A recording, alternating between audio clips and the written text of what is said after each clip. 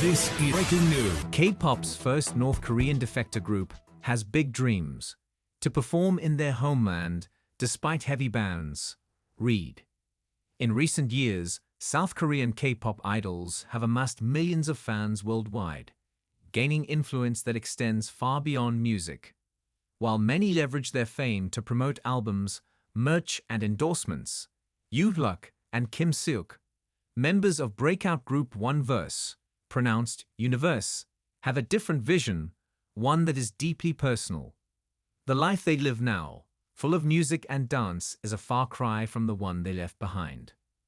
Originally from North Korea, Yoo Luk, 25, and Kim Seok, 24, defected at a young age and are now members of One Verse, a uniquely global K-pop that also includes Aito from Japan, as well as Kenny and Nathan, who are of Asian American descent.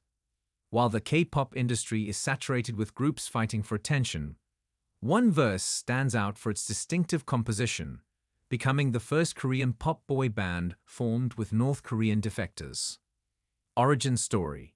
Hyuk's path to stardom began in the seaside village of Gyeongsang County, where he was raised by his father and grandmother after his parents' separation. His mother fled to South Korea when he was only 4 years old, and eventually Hyuk joined her after his father refused to provide for him, and his grandmother grew too old to work. The journey from North Korea to South Korea was perilous, spanning several countries on an undisclosed route.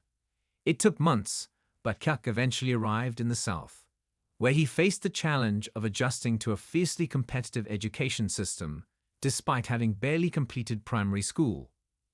Though Hyuk struggled academically, he found solace in writing. He began composing short poems reflecting on his past life in North Korea.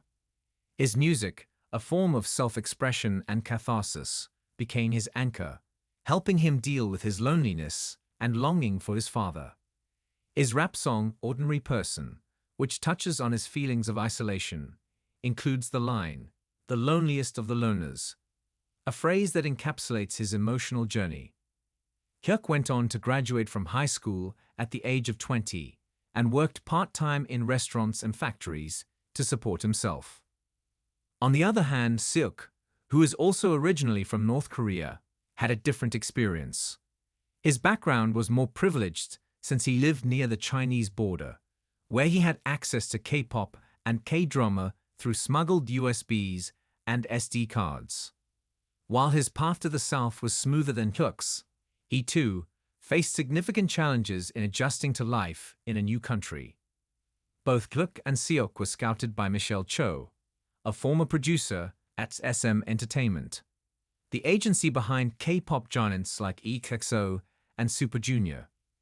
Cho recognized their potential and recruited them into her agency, singing Beetle, which was tasked with molding them into K-pop idols.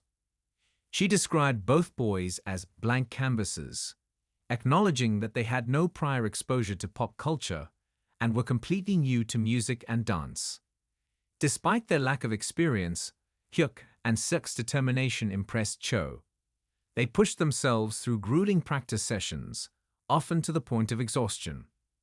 Cho admits she was initially concerned they were overdoing it, but their sheer resilience kept them moving forward. The big dream.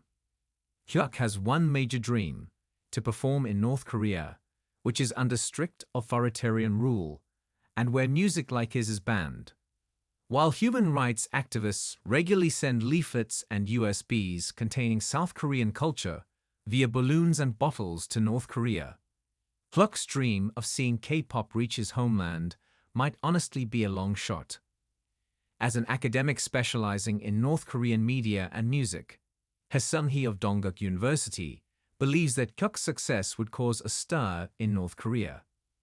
If a North Korean defector openly embraced their identity and went on to become a world-class activist, I think that would create a huge impact in the North, he says. Hyuk's motivation, however, is not just about music or activism, it's about inspiring others.